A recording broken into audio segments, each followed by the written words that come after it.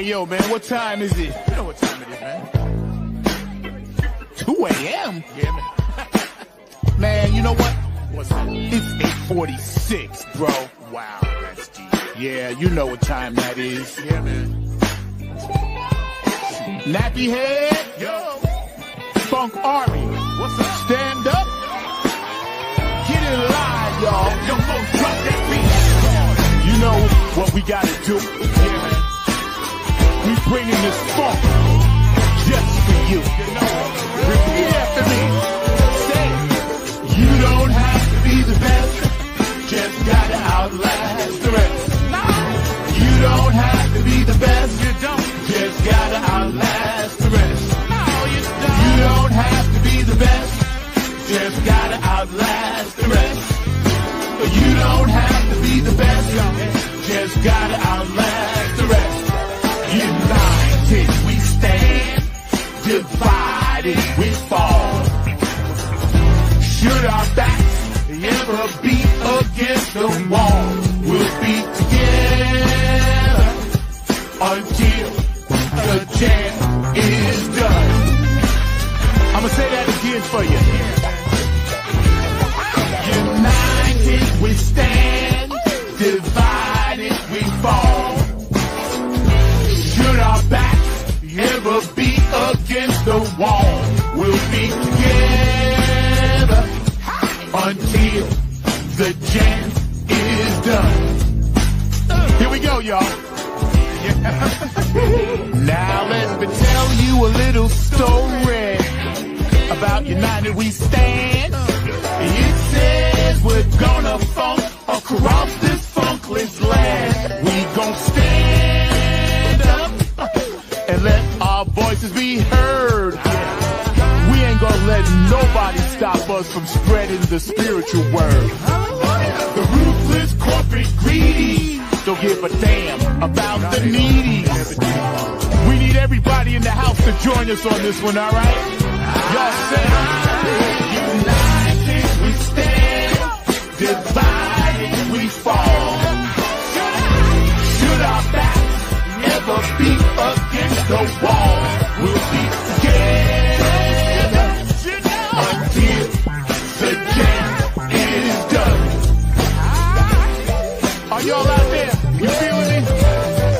United we stand, divided we fall. Should our backs ever be against the wall, we'll be together until the jam is done. Yeah. Check. 1, 2, 1, 2. United we stand, divided we fall. Funkin' with the poor people most of all, as they poison our mind with food control. Third eye is wide, sacrifice. Wake up and see what they doing to you and me. Keeping a separate product of Illuminati, like the jail cell did my boss John Gotti. Dirty politics and high-priced prostitution reside in all the important positions. Just look around at the injustice in the world. Some forced to live in a deplorable conditions. Watch us, watch what we do. This rap is coming up just for you. So sit back, relax, check out our funk codes. The nappy head funk army always bumping in your drum. Twitter, tweet, the TikTok. The ruthless corporate greedies don't give a damn about the needies. A movement, genocide and homicide is happening all around the world. What up? Promise me this, promise me that. All the fat cats stabbing us in the back. What up, what up, what up? Welcome to Funk from the Front Seat here on 9 on the Grind TV and Zach Robinson YouTube. We got a real special guest for you today. One of our recurring guests, one of my favorite people, my brother, my funk mentor, producer, and all this good stuff, man. And, you know, we go way, way back also. You know, he was an integral part of the Nappy Funk Army in New York when we was pumping that. But, you know, before I tell you that, I just want to give a shout out to any birthdays out there. You know, I'm wearing my Bootsy glasses because Bootsy, yabba dabba dooza. I know your birthday's on Thursday, Bubba. So I'm going to give you an early shout out. And mad shouts out to everybody watching around the world. Brenda up in Ohio, hope you feel better. Joan, I know you watching. I hope you feel better. If you got birthdays or anniversaries, know that we care out there. And if you have somebody transition out, it's all good because they're in a higher spirit, higher place. We hurt for the pain down here, but we got to take their love and keep it going, man. So this brother today, Kevin Harrington, man, we're gonna be dropping some stuff. We got a link to his new clothing line that he's got, and his merch. And we're gonna be talking to this brother a little bit about how to self promote, and also, man, how to own your brand and things like that, because he has his own company, KHX Experiment, and he's working on that. And we're gonna show you a few of his videos. All right, so y'all check this out. Without further ado, my guy from Queens, by way of Philly, Mr. Kevin Harrington is in the front seat today.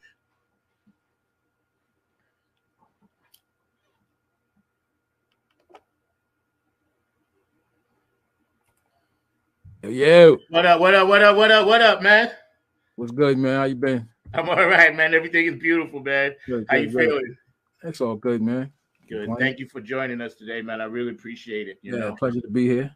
Hey, man, it's all good, bro. I gotta have you on every 8 weeks. I gotta make sure I touch base. You know what I'm saying? I gotta see your face. Cool. Appreciate it.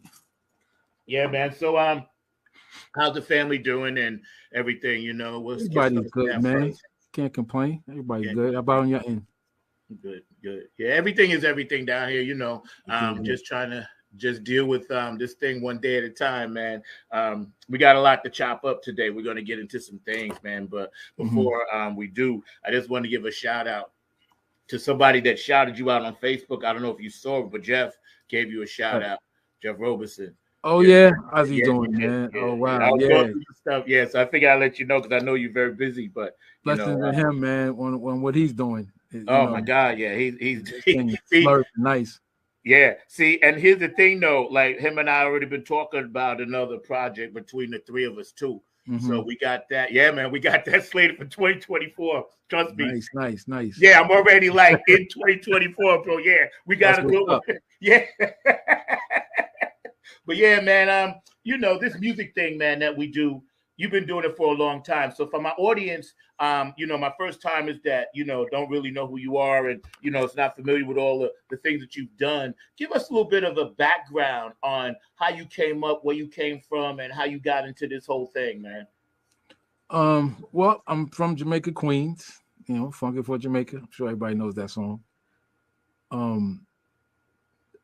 come from a church background, church family. I got into drums because I had an uncle in Georgia. I lived in Georgia for a year when I was in first grade, and he was on the drum line. So when I was starting first grade, he was actually graduating high school. So I got to see him play his senior year and watching practice and stuff like that. So that piqued my interest in drums. But it was years later until I got started because my younger uncle, his brother, got me into all the sports. So that kind of took the forefront. And when I got back to Queens, I had two drummers on my block. Richard Ruiz, who I would have to say is probably my mentor, and a drummer, Richard Currents, who was a little older. He was already on the pro level. So there was a band. He came out of Queens, Creative Funk. Yeah. They had a big record called Ready Made Family, which is like a classic. Yeah. Everybody knew them. Yeah. So, in Queens, we had nothing but bands. Every block had a band, maybe two. So, that's what got me started. I wanted to play drums. I come from a household of singers. I was the only one that played the instrument. Right. And drums at that, which ain't, quiet. Nothing quiet, right? Nothing quiet. But through years of that, the same getting in a band with two of my friends. One was Richard's brother, Victor, and a bass player friend of mine, Ronnie Harrison, who was the drummer himself. But we decided I was gonna play drums, and he learned to play bass because we need Okay. a bass player. Right. You know, pat on the back to him. He just said, Right. "Oh, okay, we need a bass player. All right, I'll learn." You know, and yeah, if you get a chance, check his episode out on my podcast. I will. I will. Yeah, it was a good one. And from there, man, just wanting to do it. Like I said, Rich was probably my biggest influence. I could, go sit and watch him play. One of the more important things he taught me was who to listen to. So, Yeah. I'm coming up, I'm listening to the radio. There's nothing wrong with that because that's where the pocket end came from. That's right. Listening, Funky George, name escapes me, the drummer from New Birth, Diamond from Ohio Players, just trying to mimic what was on the radio. And then Rich gave me my first Billy Cobham album, and that changed everything. Copy. That changed everything. Billy Cobham was either you want to be a drummer or you don't, because just the attempt at you, like, most people go, well, forget it. If I can't sound like that, then leave it alone. But the fact that Rich was playing like that, Yeah, he was playing all that Cobham stuff. So I know, right? That's fascinating all the time. Right. That's what's doing it. Like, I want to do that, and he turned me on Mile High Fish New Orchestra. Mind you, I'm 12. Right. So Mile High Fish, that took me even in a deeper place. I said, Mile High Fish, good Lord. And this was with Cobham when the first draft. Then even in Narada later on when they got bigger. And just so much, man. Return to Forever. All the groups. Mm-hmm. And it just became that. Besides starting to play in local bands around the way, we had a lot of cats. I think I met Omar at 15, Omar Hakeem, playing at they was having a thing in Ajax Park with a bunch of bands. Right. He came and introduced himself to me. I had heard of him, but I had never met him. I used to see Marcus Miller playing at block parties, and once I got in this band with Warren McCrae, who was the MD for Tina Turner. Yeah. Right. So he comes from, the other side of Jamaica, and that's where Bernard Wright and all of them were. Yeah. All them cats. And yeah, man, it was a great time, man. Queens was a hotbed. We used to on Long Island be afraid. I wasn't, but most people was afraid to go to Queens because they just felt like the musicians were just more superior.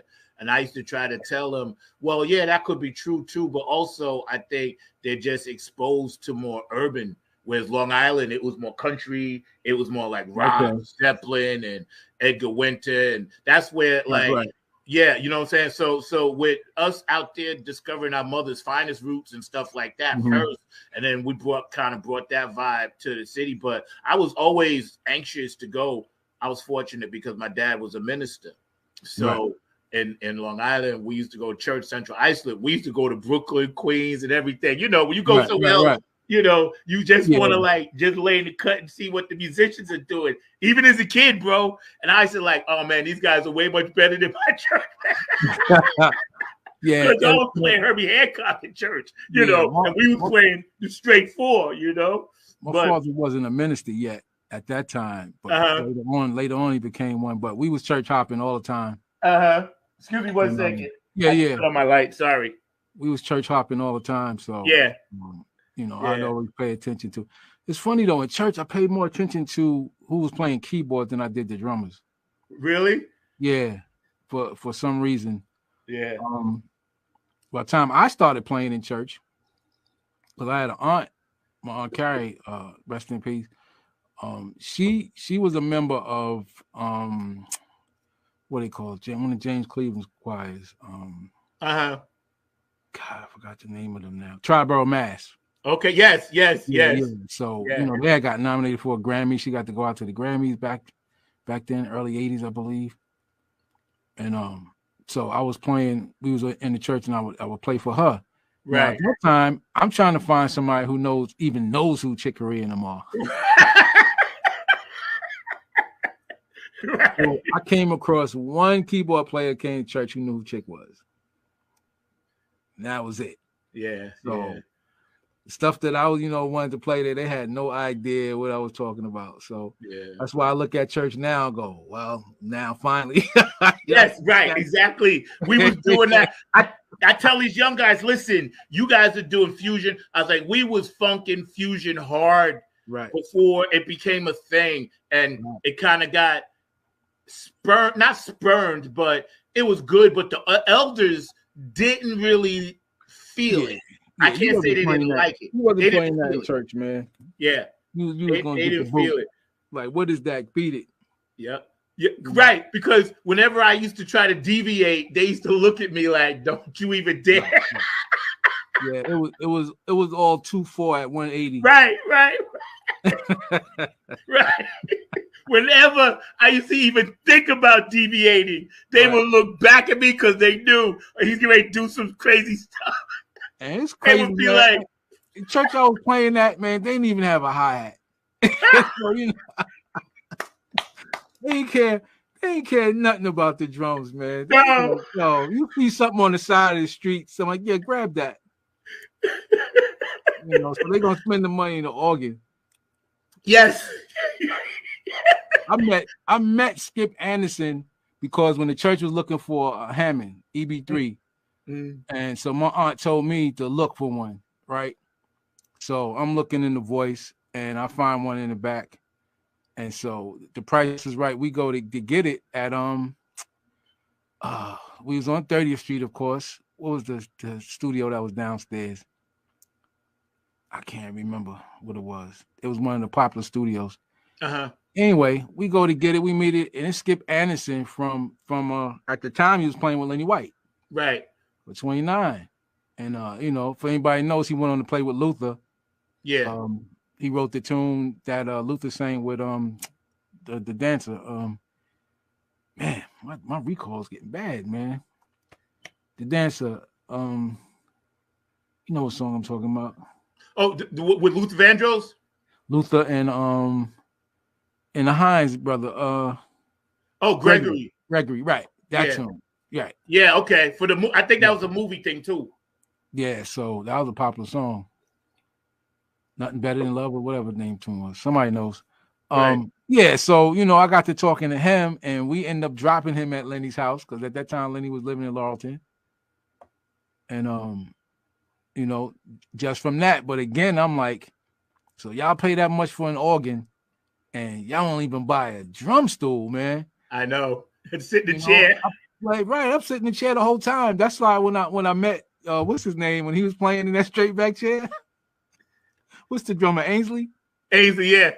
I said he's straight out the storefront church with that, baby. Yes, the chair. I played in the chair for years. Yeah. I couldn't sit on a drum stool in church. It ruined me. Man, that was some funny times, man. I remember that with Ainsley. Yeah, he was sitting in the chair. When I saw that, man, I said he's straight out the Let me ask you something. With the church cats now doing all the stuff they do, right? Do you think they have as much feeling and soul with giving of the music, or are they more about chops? Of course, I'm gonna go by what I see. Yeah. And the majority of them is chop bass, but you have, Corey Henry and certain other players that play the music. Yeah. And the soul, but majority of it is chops, and they got that. They got the chops, but the I would say the spiritual part of it is missing. Yeah, there is, because I know when I listen, I try to listen. Connection is missing. Yes, and see, I try to listen to as much contemporary music as I can, especially in the gospel thing, since we all came up in it, right? And I hear some really nice stuff. A lot of it is kind of like jazz. A lot of it KHX. I hear that out there too. You know what I'm saying? So, and they putting that spiritual feel to it. A lot of ladies are doing a lot of nice things or whatever. So I appreciate it all. But then sometimes I'm listening to something and it'll just be like a straight thing from like 10 minutes long of just like, and Yeah. I miss the message. Yeah. You know, I miss Yeah, the there's no sensitivity, there's no dynamics. To me, it's they're not playing with the choirs. Yeah. They're just playing loud and doing their thing. Yeah, And to yes, me, like, yes. I don't hear the connection. Yes, A yes. lot of it, you know, and it Yes. depends on who you're listening to, but I see that, and it's like everybody's going for theirs, you know. Yeah. Look at me, and the choir just be screaming. Yeah. You know, but and that's what I was looking for. That word you just said, the connection between band and choir. You know, my thing that I hear with a lot of them, I was like, so nobody cares anything about dynamics. About, you know, it's like y'all do realize they're trying to sing, Right. and you're playing as hard as you can. Yes. And to me, you're working way too hard because the music will carry you. And I try to tell young bucks, you know, like pull the reins back in. You know, that's the thing. But I think overall, you know, it's become that, because even the choir accepts that if it's not sounding loud, then they don't feel like they're doing anything. If it's not loud and just, you know, at times it sounds chaotic to me. That's just it's chaotic. I'm like, I can't. Yeah, I can't. I feel the same way. That's why I always try to, I guess, offer, suggestions and advice to a lot of people I see that's doing it like that, because you know, I don't have to be in the physical building, but I do still have my ears, you know. Yeah. And even that is a certain approach. Yeah. To talk to them, you know, I don't knock them for what they're doing. It's like, yo, this y'all era, y'all do what y'all gonna do, but there's always an option, bro. And so just hear me out.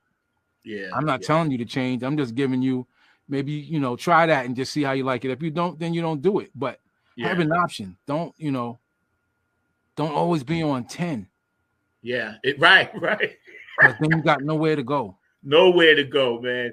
And if you start out on 10, best believe by the time you're into like the second song, the band's ears are going to be shot on stage. And then not understand why a cat who plays pocket gets to work. Yeah. Yep. They looking for people to play behind them, not on top of them. That's right. You know? That's right. And there's groups, again, like you said, we came out the Fusion era. That was your job, playing in those units. Yep. That's what you're supposed to be doing. Yeah. But when you're playing behind singers, it's a whole different set of your chops. That's right. And even the fusion music had the FMPs where you listen to some of those subtleties. Exactly. It was dynamic. It was dynamic. It still had an arrangement to it. That's right. Dynamic. And see, that's why you mentioned Billy Cobham and Lenny White and, you know, these great drummers, Chambers and all these guys, because that's why they could fluctuate and go from thing to thing to thing to thing. Right. Because it wasn't just their like, of course they got chops, baddest cats in the world. Right. But when you listen to Dennis, like you told me this, you turned me on to the Sugar Hill stuff. Mm-hmm. I didn't even know that. Yep. And Dave Weckl. Dave Weckl played him and the bass player. They did Natalie Cole's Inseparable album. Oh, yes. Joe Sample. Mm-hmm. So this is the same dude who also played on Madonna tracks, just like Omar. Straight pocket. Yep. Y'all know what he could do, but straight pocket. Yep. So when you listen to that, go, you would never know that was Weckl. That shows you how great he is. That's right. I play what the music is called for. Yep. You know, but again, you know, they doing their thing, and it'll come, hopefully, you know. Yeah. But I mean, right now, that's the thing. Yeah. Because the same thing with the keyboard players, they playing 1,000 notes. But it is what it is. Now, my thing is, the difference is when we were playing like that, because believe me, when I first got in the R&B band, I was playing Billy Cobham roles. Yes. In it, right? But then I was 15. Right. 15, 16. I wasn't 20, 21, 25 playing like that behind, you know, people. So once I moved into the especially around the way at that time, there was a lot of singing groups, males. So you know, everything was about dynamics. Everything was breakdown. So you know that whole Blue Magic, Stylistics type stuff. You getting fired for playing a whole bunch of stuff. Yep. Yep. You getting fired. Yep. So, you know, you play what's called, and then at that time, it was about them breakdowns, man. Something as simple as that. You know, as Bootsy would say, something as too simple as 2 and 4. You know, what James Brown has illustrated that. Pocket. The funk, the one. You play anything more than that, then hit the door. You know what I'm saying? We listening to Stubblefield, man, and listening to that funk, that type of, you know, stuff they playing. Yep. And it's pocket. That's pocket. right. That's right. You know, I want to give a quick shout out to appreciate James Jones and also Elizabeth watching in Ireland. I love you guys, man. I normally do my normal long thing, but I'm in the process of moving, so I got kind of things packed up a little bit, but the show must go on. We hanging out today on Fun from the Front Seat with my guy, my brother, man, from another mothership, Mr. Kevin Harrington, man. And we just sitting here vibing. We got a little time we're going to spend, and you know, we appreciate you guys. Stay active on the chat line. Go back and watch the show. My producer, Mr. Markley, I love you, brother. You know, you mentioned something before about cats that did different things like Weckl and this and that. And you had mentioned something to me before where, you know, you take an Anthony Jackson playing bass and, you know, him writing the OJ's, one of their biggest hits, For the Love of Money, right? And then also, you know, when you look at the stuff he did on the disco tune, I Will Survive, playing bass on that too. You know what I'm saying? He killed that. Hey, right. He killed it for sure. There's not a single double note in there that he played twice, and he proved it all the way. Yep. That he slaughtered it. Yeah, and what he did on Chaka's album. Yeah, I thought it brought a whole new thing now to R&B, and the bass players had to take notice. And I would say that's when cats realized I got to get a 5-string. Yes.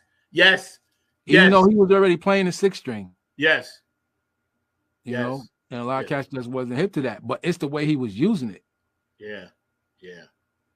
And so that's when people are like, oh, so I don't have to play a keyboard, get a 6-string bass. Yeah, I can play that low end. Yeah, because his grooves on that Chaka album, man, that's the tune that Ashford and Simpson wrote. Oh, Clouds. Woo! I knew what you talking about right away when you said after it says gotta be Clouds. And again, Steve Ferroni playing drums. Yes. Pocket for days. Yep.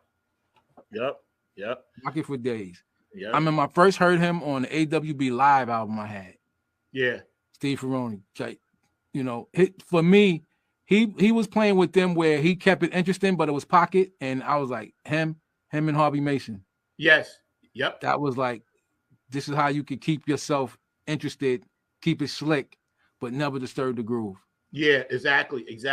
See, and those cats, because they came out of that post James Brown on the One era, they still had that in them, which made for great recordings. Like if you go back and listen, anybody out there that's watching knows this, you go back and listen to the richness of those drum tracks, even going all the way back to the Motown stuff. You listen to that backbeat, the richness of what those cats was putting in, the George Clintons, the Bootsy, the Frankie Cash, and Jerome Braley, all of that funk stuff and all of the stuff we just talked about. There was a richness there that a lot of young drummers today are seeking, but they're jumping over it. And I wish they would just kind of go back and just listen. Don't go back to try to learn first. First, just listen. Right. Listen to Sly, how his thing was. Listen to all these different pockets and then start developing something different. Because right now we've hit the ceiling. There's nothing out there that I want to go buy or listen to. Right. Not even bands, not even bands. I mean, it's knowing your purpose of your part in the music. And again, because when we was coming up, we had a lot of teachers, and not directly, but to listen to. Yeah. And again, like making a record is a different part of your chops than live. Yeah. Yep. It's that thing. So you want live to be another level. you know. But to make a record is something that's gonna be, you hope for it to be around for 50 years. Yeah, that's right. So it's That's important right. how you make the record. Yep. Yep. So, you know, and again, you know, people learn over time. Some people don't want to learn. I can't fault them with, you know, whatever's making them happy.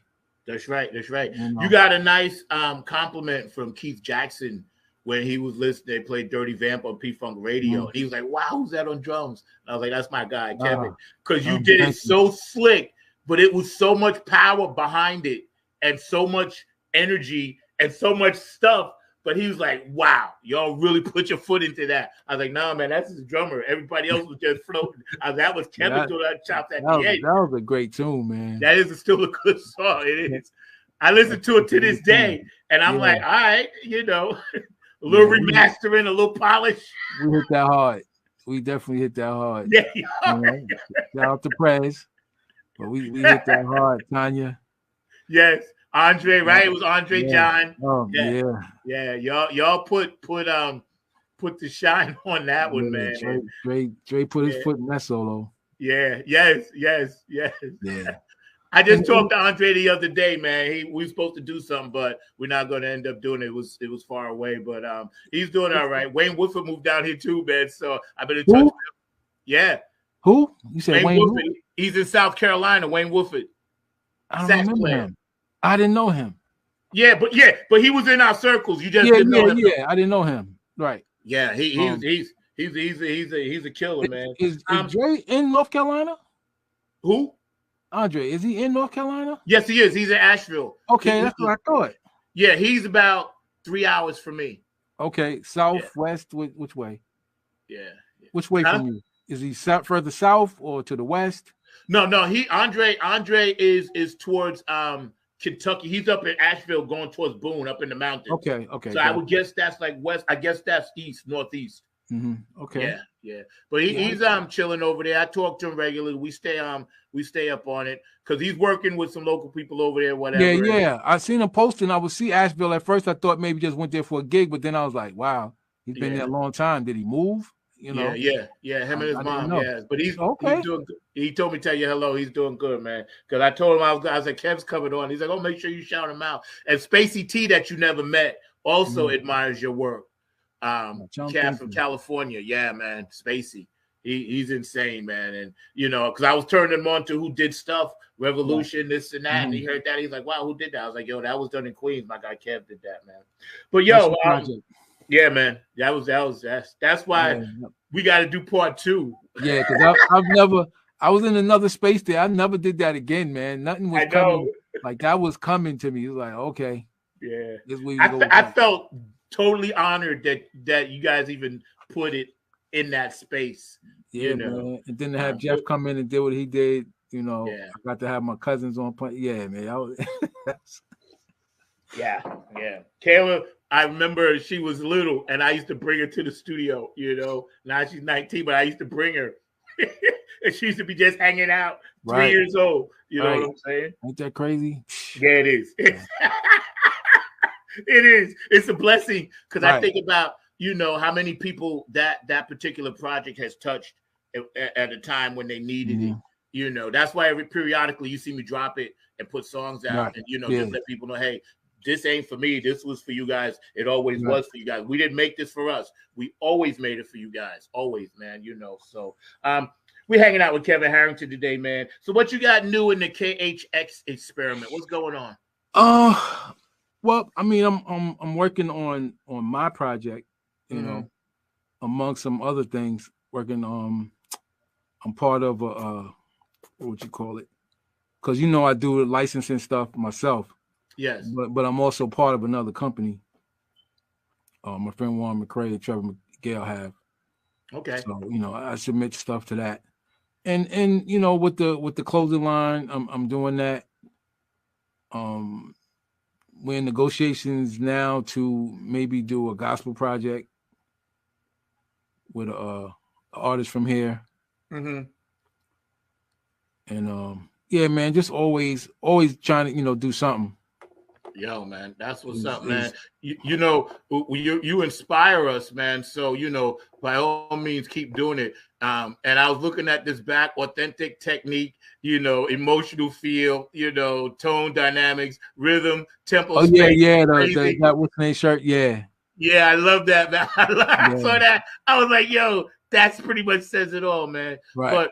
But congrats, because branching out and doing the licenses thing and making all of these beautiful merchandise pieces, individualized pieces for people, man, is definitely the wave of the future. And you've always been progressive anyway.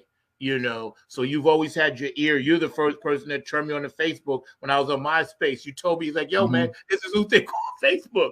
And I was like, what are you talking about, Facebook? I was like, I was still trying to master MySpace, and I never forget it. I was living in Staten Island. You said, nah, man, forget that. In that Kevin kind of voice. He was like, nah, man, forget that. And I was like, okay, you've always been that for me and for everybody else. So that speaks volumes, man. That speaks volumes, bro. But I've been noticing with this new technology and this new way we have to sell music, merch, and everything else. I love the fact that you said we have to work together, because I wrote down some notes that you and I were talking about when we was prepping the show a couple of weeks ago. And we was talking about working together for the greater good of humanity. Give us a little insight on what you feel that means. To me, it's always having the positive in whatever we do is being positive, and that's not always easy. Me, that. We both know the low points that we've been in our life. Yeah. And sometimes the hardest thing you want to hear is somebody saying to stay positive. Yeah. Because it's not easy. Nah. It's not easy. And so the state of the world, it's not easy. All you gotta do is turn on the news and you be like, oh man, I don't even want to leave my house. Yeah. But again, I think the older I get, I don't want to say that I'm desensitized, but in a sense, we've seen it. Yeah, that's right. We've seen it, So when I hear comments, and this is my personal thing, when I hear comments talking about, things are getting, the relations is getting worse, I'm like, I don't know what world was y'all living in. Worse. And you can tell me when there was the period of it being good, then we can get from there. Right. Because us being older, us being kids during the civil rights era, I'm like, tell me when y'all talking about. Because I know it was only worse before me. Yeah. And so since I've been here, it's like systematically it's been done a certain way, but it's never went away. Yeah. So, and I got to say, we live in the age of distraction. Yes, we do. I even have that on the shirt. We live in the age of distraction. And marketing is the great brainwasher. That you're distracted to things that matter. Because again, they want people to be sheep and just do what we tell you. And those who don't fall for it, then you become an enemy of the state. That's right. That's right. And we see what happens to we've seen what happens to those people. Now instead of giving you the bullet, it's more popular to ruin your character. Besmut you. That's right. Because people, again, they such a follow the leader that they're gonna believe the bad thing first. Yep. I was watching it's a new show that came on in the this guy he's some type of profiler. Oh yeah, I know you talking about. Yeah. He the cop, they were talking about a case and the cop said, well, this case is closed. He confessed. and he said something very, which most people don't think about. He said, so if he had to say he didn't do it, would you believe him like you did because he confessed? She ain't had no answer. Of course, this is scripted, but that's true. Yes, right. That's right.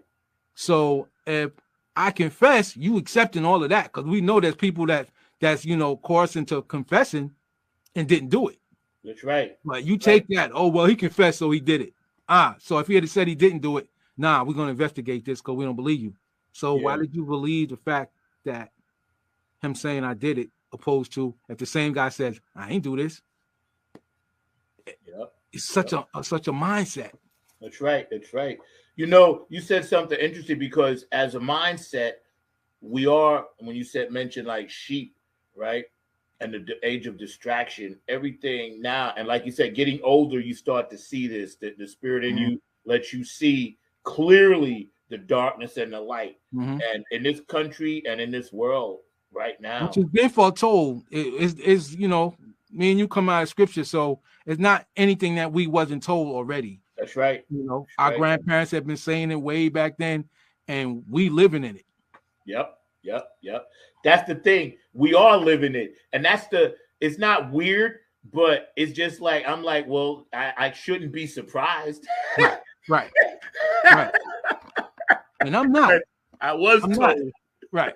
I'm not surprised at anything, and you just see it coming. With the technology is distraction of what they're doing. Yep. People look at certain things as convenience. Yeah. It's like, really, you think that's convenient? Yo, I was laughing the other day because I remember I know we came up watching Super Friends. Yeah. There was an episode that they showed where computers was taking over everything. Yeah. So people were just sitting back in the chair, and the guy pulling the gas station, and the nozzle would come off by itself and put it in the car, and he was just sitting there doing nothing. And people thought that was great. Yeah. Like Twilight, they go in Twilight Zone, it was like, yeah, but they don't need you anymore. Yeah, that's right. Even they showed episodes like that where people were getting replaced. Obsolete. So here we are. Yep. Obsolete. I had a passenger the other day in my Uber car, this lady, and we was talking, right? And she was from like Iowa, I think. And we were talking about, cars and stuff, right? So I told her, I was like, I wouldn't want a car that takes over from me. I said, I don't want anything smarter than me trying to drive me around. Right. I said, right there off the bat, there's something wrong with that. I said, because now you're basically rendering my brain useless. And my brain then says, okay, well, you got time to do other things. But I don't want to do other things when I'm driving. I want to focus on the highway, Right. And these little things, they slip them in subtly here, subtly there. Exactly. And they push them off as convenience, though. Yes. Yep. This is the microwave age. Everybody just want, oh, great, I don't have to be doing this. I don't have to be doing that. To where it's like, you don't see that where you're not going to be needed at all, or they just going to be telling you what you're going to do. Yep. It's insane, man. You ever notice sometimes? That's right. You ever notice sometimes when you're just trying to make a conversation or call a text, and Google will just open itself up and be like, "Bing," what you want? Yeah, it's listening to you the whole time. Yes, all the time. I'm like, why are you doing this to me? Right. So I didn't ask for you. Invading your privacy is being sold as convenience. Yep, that's right. Like, oh, so when you go online, things will pop up that it was like, okay, so how did it know that I was interested in looking for some new whatever? Yeah. I've been listening to you the whole time. Yep. Now some people go, oh man, that's fire, that's dope. Nah, man, so when you say something wrong or against somebody, they recording all of this. They got it. That's right. They got it. Technology is a tool like anything else, and we need it for certain things. That's how how it should be used. That's right. That's right. I don't know why. And there's something I want to get into you with too. I want to ask you a question about it. We're hanging out with Kevin Harrington today, man. This brother's amazing. Please follow his link tree down at the bottom. Check out his apparel line and his merch line, and everything that this brother's doing is dope. He's a reg on the show, man. So, shout him out on this beautiful Saturday afternoon. Funk from the Front Seat, 9 on the Grind TV. every Saturday at 12.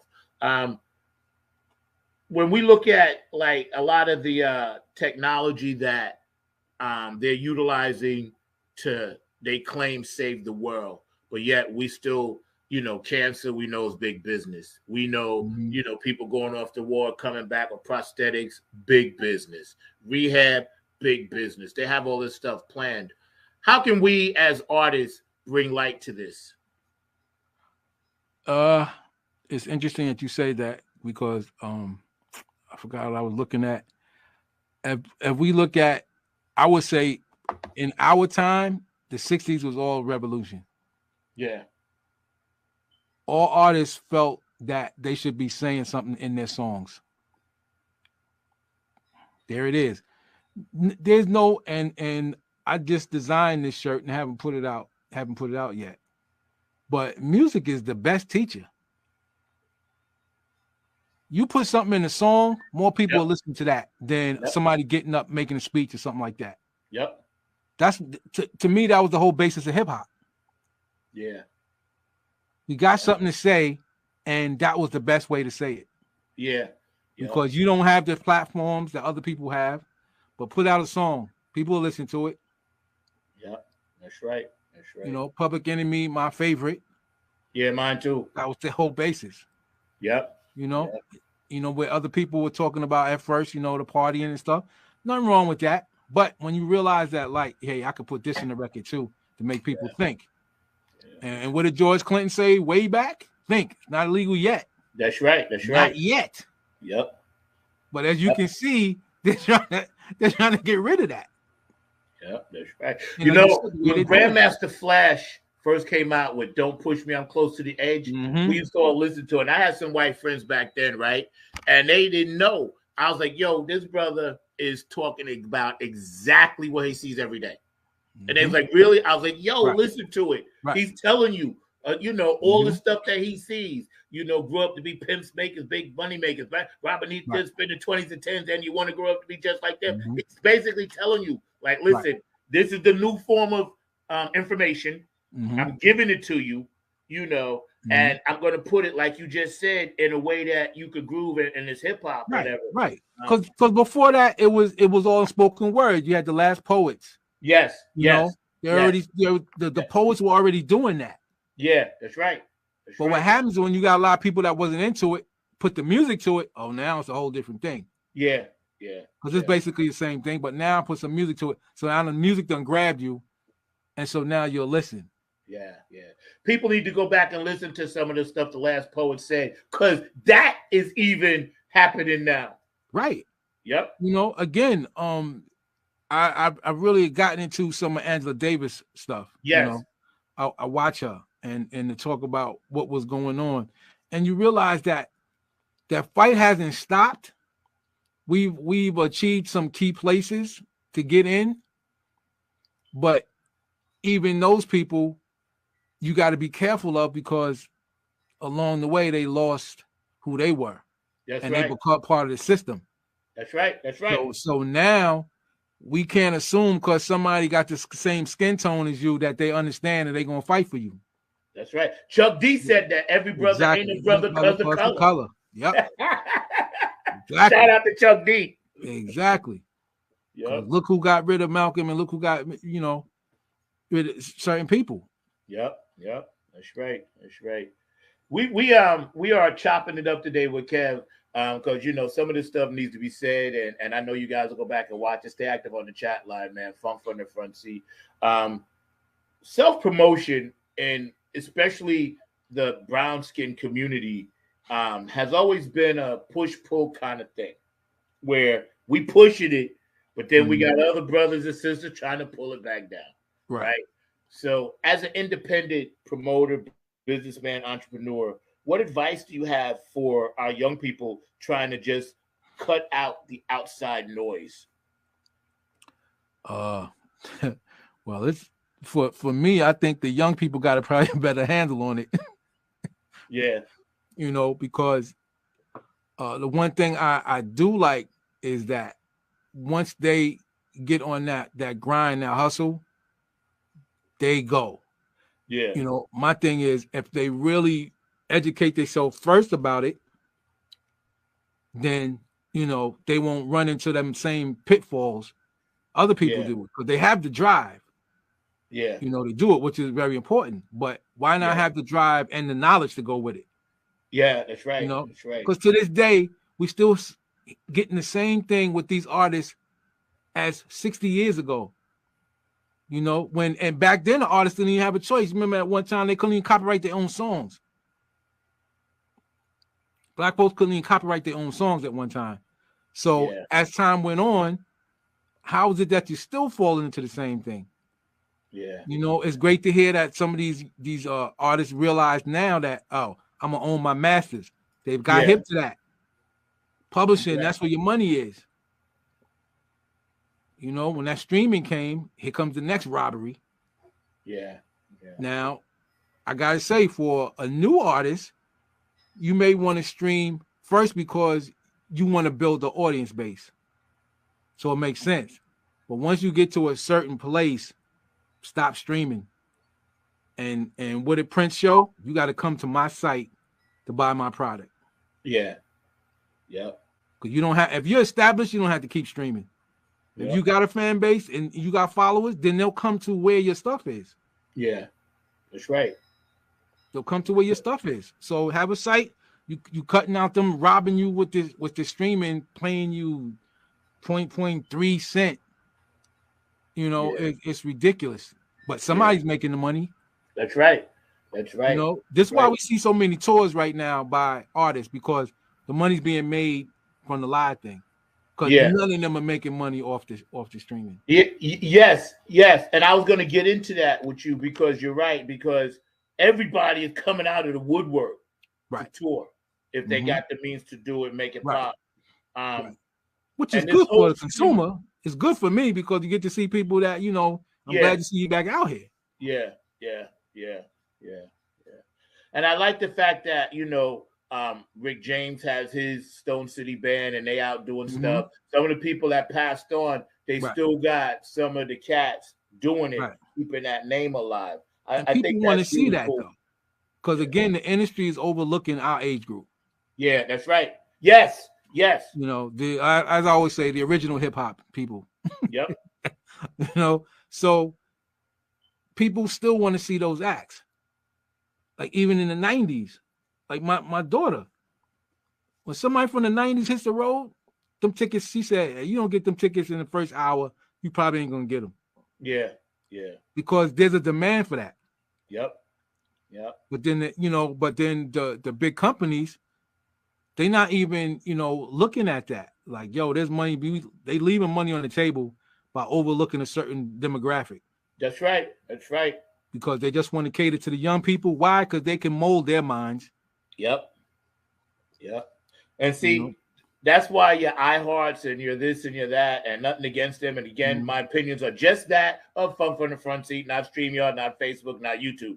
Right? That's why I'm sick of those people, man, because they make it so difficult, to just perform your own stuff, let alone trying to be on and be a supporting act. They call it, they don't say opener no more. Be a supporting act, right? Because some of these supporting acts, they're contradictory to what the act is. Like, I saw a folk act open up for Trombone Shorty and Dumpster Funk.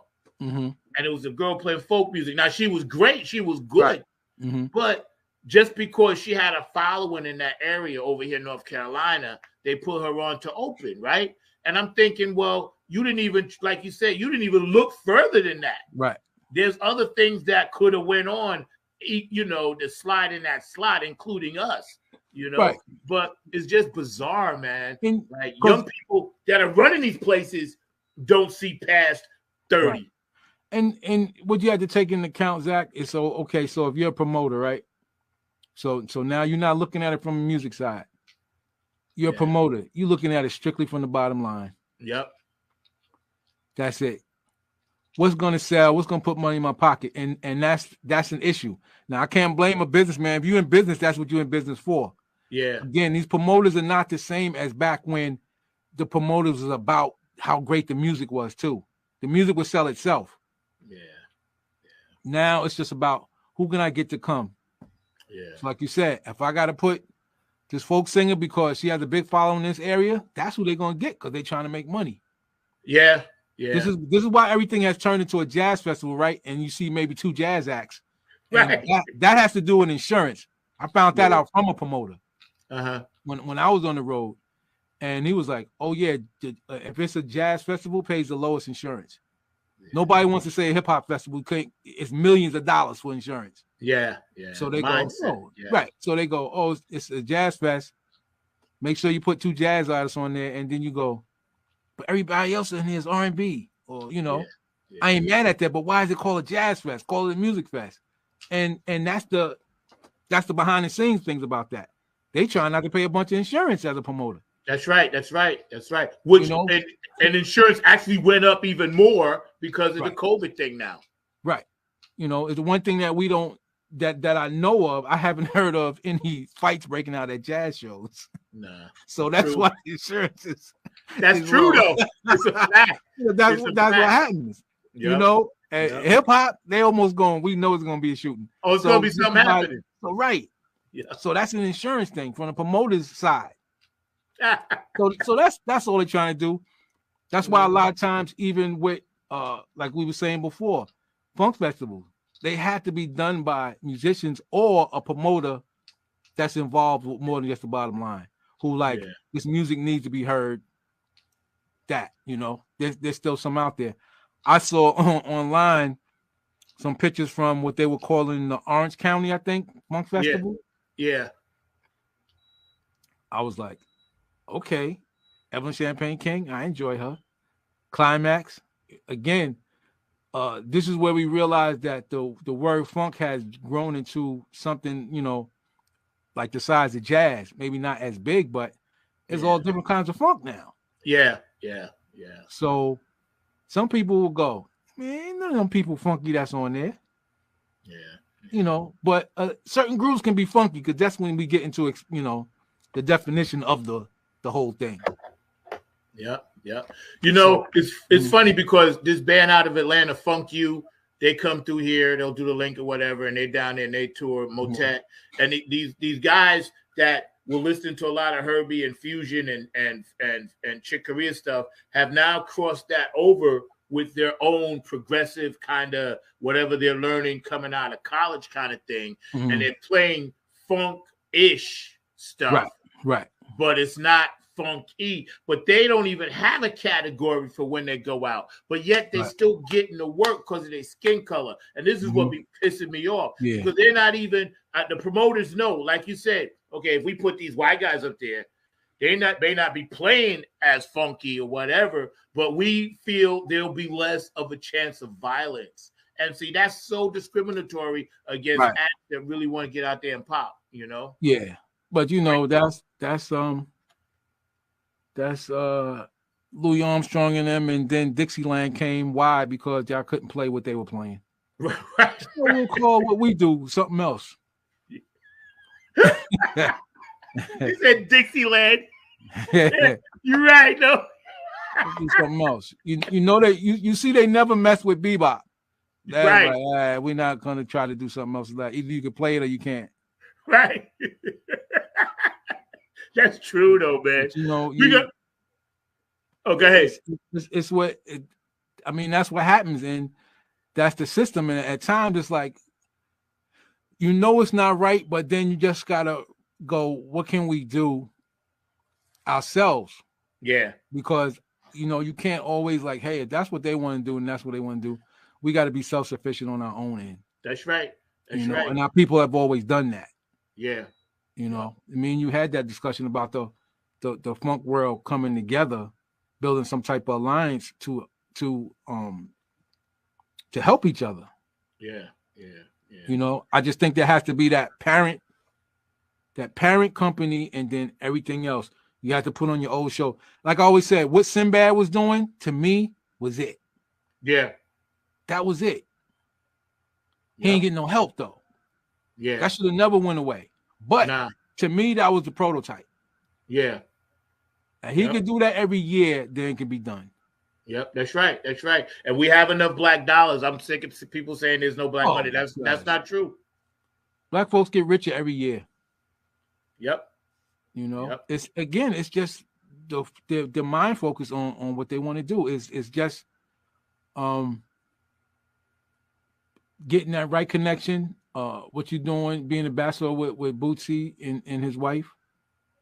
I just think sometimes like people like him would have to go to the table and to say like a Bob Johnson, and not even somebody there, but somebody with some money, a ball player that, I came up on this with my parents. Sometimes you just gotta find them because they got the money. Yeah, exactly. To want to do that. Exactly. Because like you said, we still here. Our generation, it's not like it used to be. We are all living prosperously in our spirit longer because times, health is better, this is better, that's better, whatever, right? I'm not saying it's better spiritually, but so they forgot there's not even any radio stations for us to listen to. Right. Even on satellite, they'll be playing P-Funk or Bootsy or Dumpster Funk or, Roger Troutman or Bernard Wright or whoever, and they'll be calling it soul. Right. You know what I'm saying? And I'm like, Jesus Christ, even in the internet world, you can't even give what it is it's due. Right. This is why I constantly pump Tom Brown. He's a nice guy. I met him down here. I constantly try to pump people like Bernard Wright. I constantly push that stuff out there, to people because I want them to know, listen, there's a whole nother category of music you guys ain't even listening to that you need to hear. If you say you like music. Right. You know what I'm saying? If you say so. We hanging out there. Yo, bro, you mind if I show one of your videos? I got a couple of here, man. We're hanging out with Kevin. Y'all sit back, man. We still got a little bit of time to spend with this brother. We're going to talk a little bit more about what's happening up on the hill and, hanging out and talking about his new apparel and how, we need independence in our community. But y'all check this out, man. This one talented brother, man. Peep this, yo.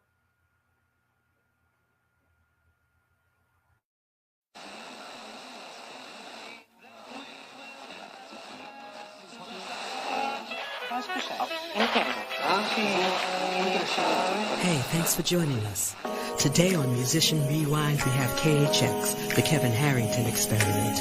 We're going to get into his latest single, Smooth Oasis, featuring John Groovalicious Willis, and then we're going to get into the rest of the project.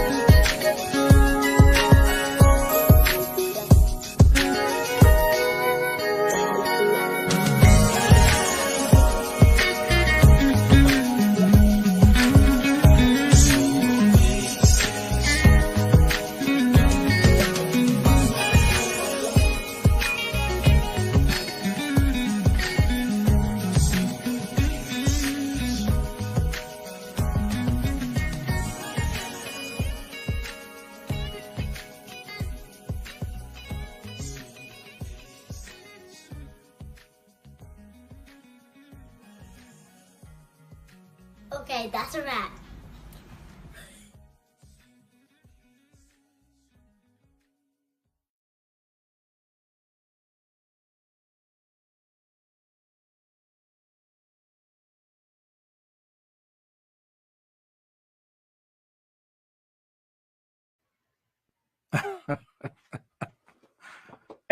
I forget. That's at the end, yo. Yeah. Kudos, man. Kudos, Yeah, man. she's at the end of my next one.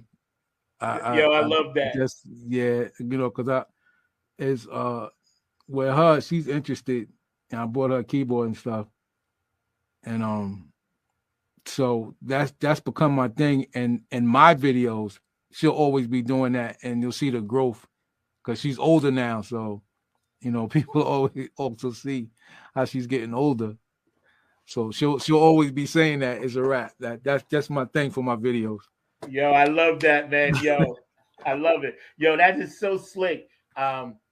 So tell us a little bit about that concept before we get back into the other clothing thing. But when you were making that, thinking about that music and putting it together, what did you really want to do? Because to me, it's amazing. I sit back and watch it every now and then, and to see groove in there, So when I do my thing, so Kevin Harrington Experiment is just what it is. There'll be different styles of music. So I'm always gonna be featuring somebody. It's more so that. So of course with John, because like even with John, right? So people that know that we play with Nappy Head, and you heard John, but then probably wouldn't expect John to be smooth like that. Yeah. Even when you listen to his project. I told him, I said, wow, people be surprised that you can be as raunchy as you are and then being smooth as you are.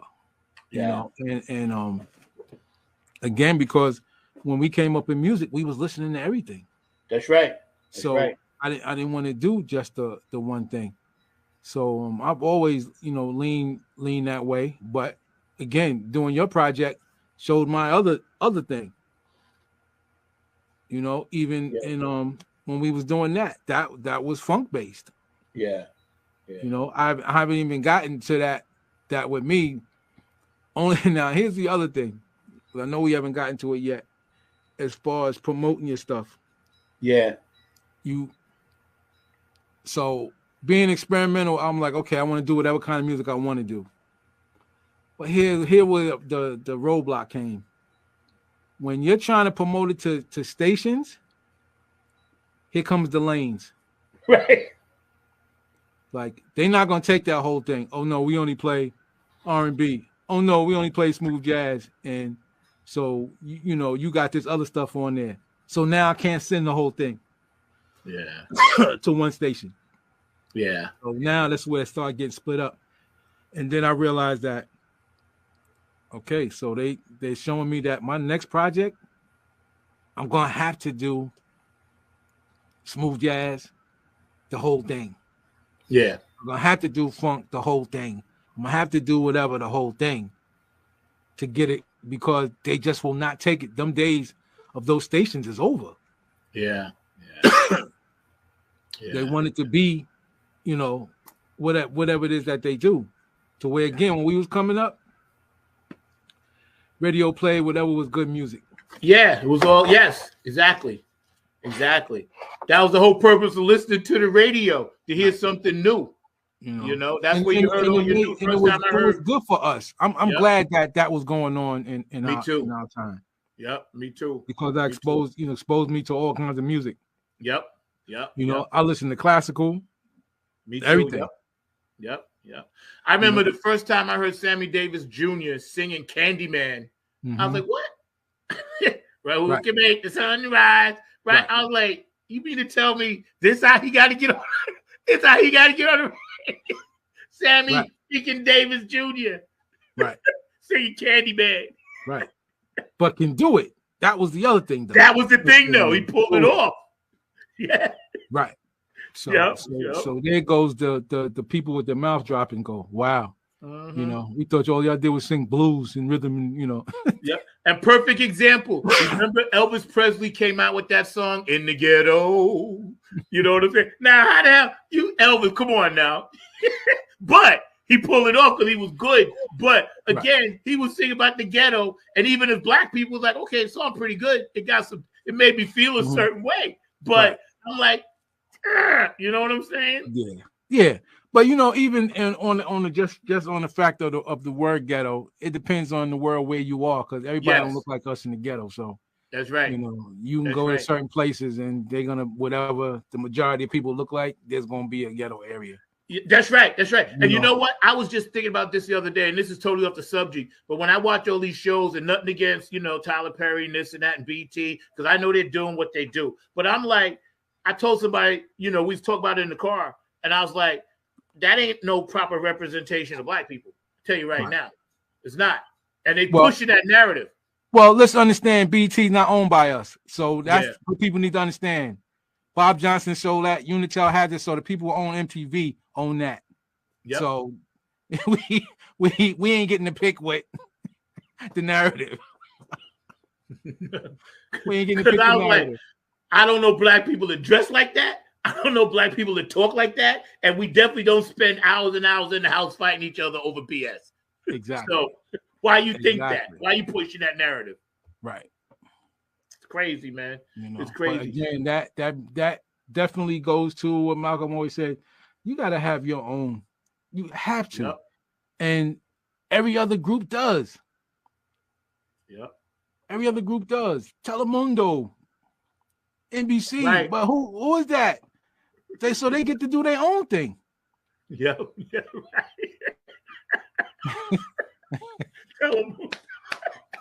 It's funny though. It's true. It's true. Sábado y Domingo. They had that a long time ago. How come that they didn't want Bill Cosby to buy NBC? You know why? Yeah. Yep. It would have been the dominating network. Yeah. Can't have that. Yeah. Can't have that. So what's my man? Byron. Oh yes, Byron Allen. Right? Byron Allen. Yes. He's doing the right thing. Yeah.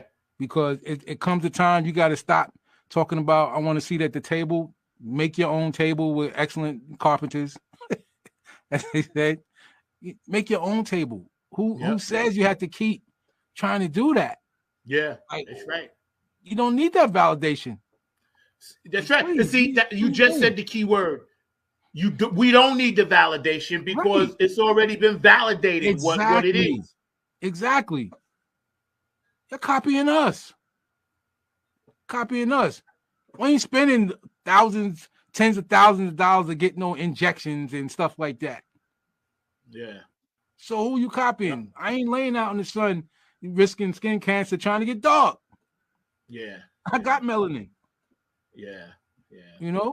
And see, and the crazy part is the government treat these crazy people, prostitutes and high-priced prostitution got people convinced that we have to constantly fight each other and hate each other just so they can continue to steal more. And then half the time we're doing stuff to ourselves and don't realize it. But that's what I'm saying. Distraction. Yep. So if people go back through history and they'll see that what any system doesn't want is the people unite. You don't, because first of all, there's poor people in every color of the rainbow. Yeah. What they don't want is for them to get together and realize, hey, I don't have a problem with you. Guess who's telling us that we should have the problem? That's right. That's when the issues come. Yep. When they used to say all power to the people, all power to the people. Yep. Not just power to the people, all power to the people. And when you start seeing them groups get together in the 60s and going, yo, we've been duped. They've been telling me certain things about you, but now I'm realizing that y'all not the issue. Y'all not the problem. We all paying taxes, and look what they doing with it. So they want me to blame you for the way things is going. Really? I ain't taking money from you before you even see it. That's right. They're trying to tell me, oh, well, you're on the system. First of all, everybody on the Hill is on the system. What are you talking about? Right. They're getting paid through your tax money. Yep. So, like you said, that that's been the issue. So as long as they can keep people fighting, they can keep doing what they're doing. But anytime they see a powerful voice come to unite, gotta go. That person gotta go. We've seen that through history. Yep. And I'm praying this time around. I was just gonna say, I didn't mean to cut you off, but I'm praying this time around when we see what's getting ready to happen again, what just happened 3.5 years ago, whatever, right? I really pray and hope that people have heeded the warning and the lessons. Like, don't get caught up into trying to hurt people, intimidate people, scare people. Just let the thing play out, because it's going to play out like it's supposed to anyway. Because we don't really, there's no way somebody that's 75 years old that's been in Washington, D.C. for 55 plus years can relate to me. And they got millions and I'm working with hundreds. You know what I'm saying? Right. It can't be done. Right. And like George Carlin said, we were never part of the game. Nope. He said that as common. Never part of the game. Nope. Now, because of guys like you and things that we're trying to do, and your company and things that I'm trying to do, whatever, hopefully people can watch some of this stuff and be like, okay, if they need that little push, here's your little push. Just do it. Because I can tell you, I talked to this brother before this thing even started 4 years ago, about I wanted to do something. Him and I talked in the car about it, and we talked about it for months before I even brought it to Mark, about just trying to bring this whole funk thing together. So God made that a reality. So anything you set your mind to, trust me, you can do it. You can do it, man. Yeah. It's not always easy, and it's going to be some pushback, but like I always said to you, though, there's some people somewhere else trying to do the same thing. And if everybody can find each other, there's more strength in the unity. You pool your resources and stuff like that, because when you're separated, then you're going on what you have. There's no way we're the only ones trying to do this. And but that's the thing, everybody's all spread out. That's why. Yeah. I know Bootsy just put a video out that I copied and pasted to my page. If you guys want to watch that, it's really cool. It's about like 2-3 minutes, but he was just talking about the genesis of the mothership and what actually it was purposely for. Because the reason he said George did that, because he wanted everybody, all those groups, to spread out and just go. That was the purpose. That Bootsy broke it down like that, and now that it's still teetering, and don't forget, shout out Tony Cam and Funk All Stars. We play New Year's Eve up in Virginia somewhere, so I'll be with them. But now that we're at this point where you could be in one state, I can be in another, and we can use all this technology that we've had for the past 30 years and really make it work. I really want other people to get the idea of tribe, because I think, in my opinion, that's what we're missing. Is the tribe, Right. It's the okay, I can do this and you can do that, so let's switch off and trade, instead of bringing in an outside force. What are your thoughts on that? What you're saying makes perfect sense. That's what you do. I mean, at one time, people wasn't using money. That's what they were doing. I got this skill. You got this skill. I'll do this for you. You do this for me. That's to me, that's what the working together, thing is for the common cause. And I mean, this is where, with technology, you can reach the globe. So that's the good thing. With the push of a button, that's the good thing.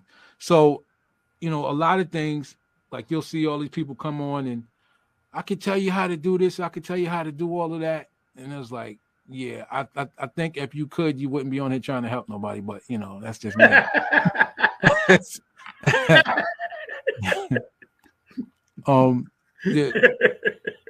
The fact of the matter is when you start a campaign, it's almost like you got to do come up with ideas like what you consider using, funk heads. You make that a movement. You know what I'm saying? And this is for people who listen to the music, because that's really who you're going to need the support from. The people who listen to it. Yep. So if that was the thing, the funk heads of the world, then that's who you want to reach out to, because if you could grab new people, that'd be great. But we already know who's out here. again, because we still here, you know, it was my sister, you know, God bless her, rest in peace, who turned me on to Parliament. My sister took me to my first live show, you know, to see R&B and soul groups. Yeah. So she was always doing that. So you have people who love the music who don't play anything. Yeah. They just love the music. So now it's about orchestrating that. Yeah. Again, this is where I go back to Sinbad. He was doing it. So people were like, yeah. So people who love that music were going to that. Yeah. You know, and that's just a thing. If it's going to be that thing, then a campaign really has to, you marketing wise, you have to target that to get the people who love that music. You got to get them somehow in a group.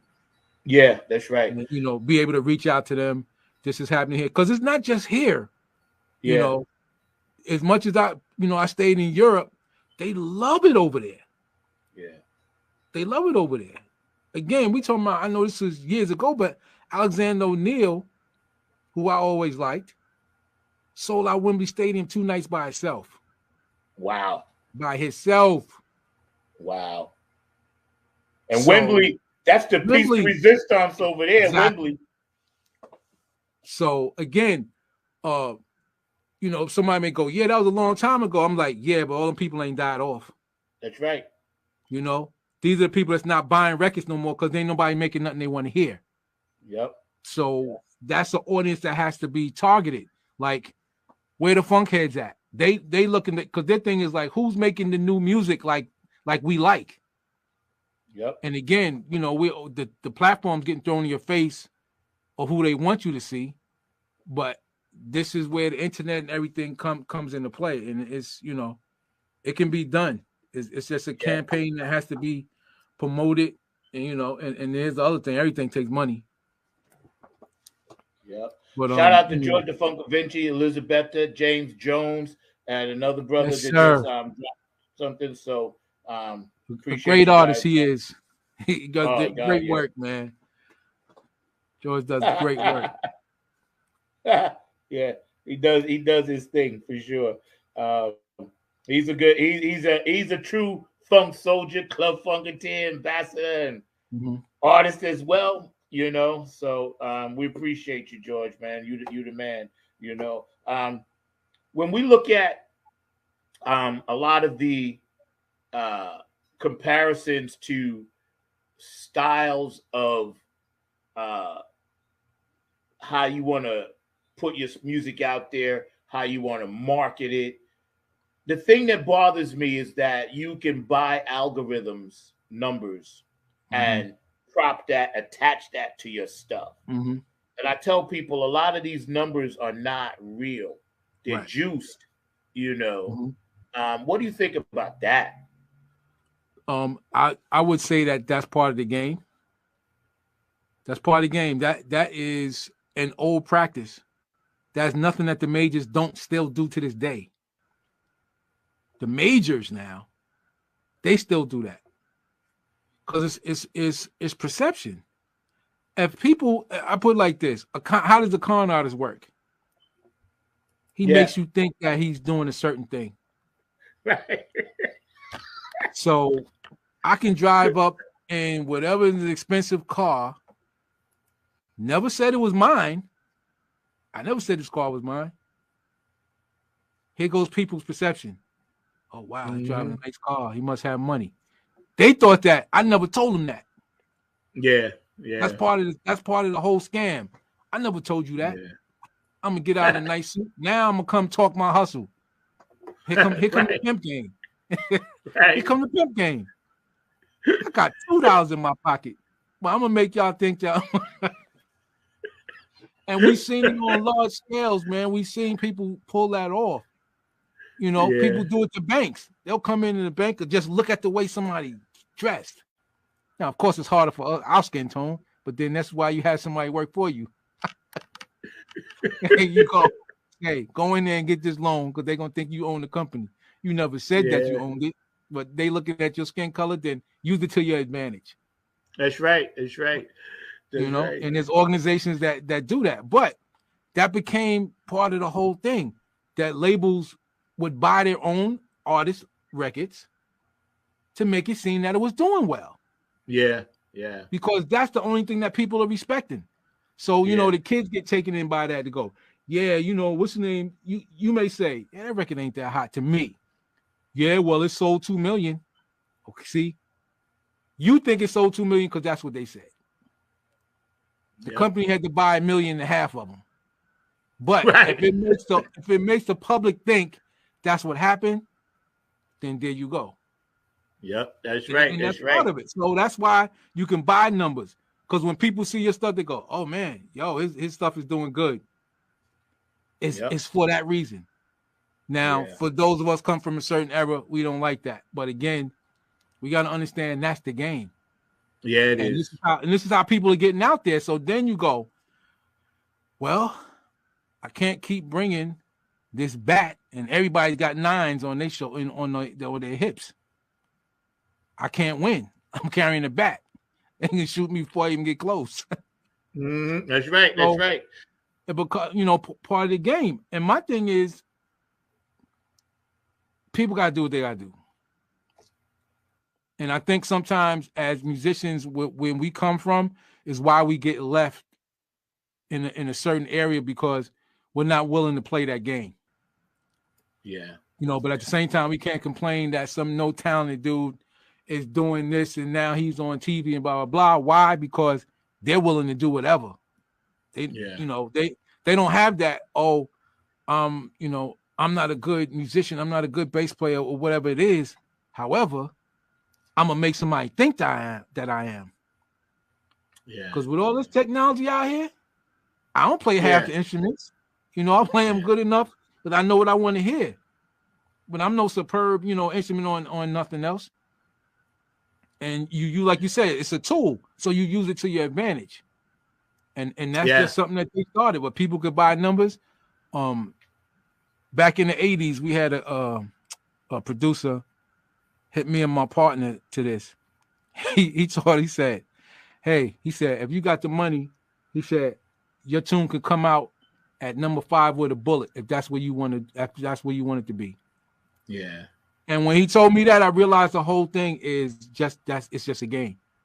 It's the money. It's just a game. It's a money thing. You could pay to have your record where you want it to be, point blank. So when we see the award shows now and people be upset, being that I know the game, I go, yeah, okay. Nothing to get mad about. That's right. You go. I only hear about them. Yep. I watched the replays on YouTube. I haven't sat down and actually watched an award show in forever until we all get on one. Me, you, Jeff, everybody else. Yo, we got a dope comment. Mark Lee's get ready to jump on. Also, shout out to George the Funk Vinci. Back in the day, radio stations helped with sales because you only heard what was played. That's right. Right. And look at the payola scandals that used to be back then. Yeah, that's right. People were paying. People were paying that their record played. Sometimes, but you know what? Sometimes that's the only way they could get them on. Yeah. You know, because again, especially as artists of color, we was facing a whole nother situation. So, you know, when you watch Cadillac Records, my man did what he had to do to get Muddy Waters on the air, because he knows they're not gonna play no black artists unless I'm giving them something. Yep. So that was a reality. That was a reality across the board. Yeah, you know, we not playing this. Our sponsor ain't gonna have it. That's right. And see, that's why when Little Richard and all of them was first coming through, that's why I get so pissed off that he don't have no statues and he ain't on the Mount Rushmore, because he's one of the few people that flipped it 2 or 3 times, you know, put white stuff on his face so he could be more palatable to the audience. They had him tone down his what they considered racist movements and shaking his hips and this and that and putting his leg on the keyboard and gyrating when Elvis was basically watching him, and then Elvis comes out and does it. And then they're like, okay, well, you get away with it. But you know what? But then let's remember the early days of Elvis, he had to take the flack. Yeah. They was like, we don't want our children watching this guy. However, when they realized rock and roll wasn't going nowhere, their thing was, well, let us be the top of it. That's all it was. Let us be the top of it. And that's something they still haven't been able to do with hip hop. But they tried. They've been trying, but they couldn't do it. But back then it was like, okay, this is not going anywhere. Then let Elvis be the king. Because they ain't like him either when he came. Talking about all that gyrating and stuff he was doing. What did they say? Because he was dancing like black people. Yeah, that's right. That's right. But when they saw that even the promoters was going, are you kidding me? I ain't giving up this money. Right. I better figure something else out. Right. And we're going to put him in movies too. Right. Figure something else out. And so it became that. All right, well, then we'll have to be in charge of it. Mm-hmm. Yeah. In the story. You know what's weird? Like, Mark, come on and jump in this conversation. But you know what's weird? Like, there used to be a buffer zone between movies, toys, products, and music.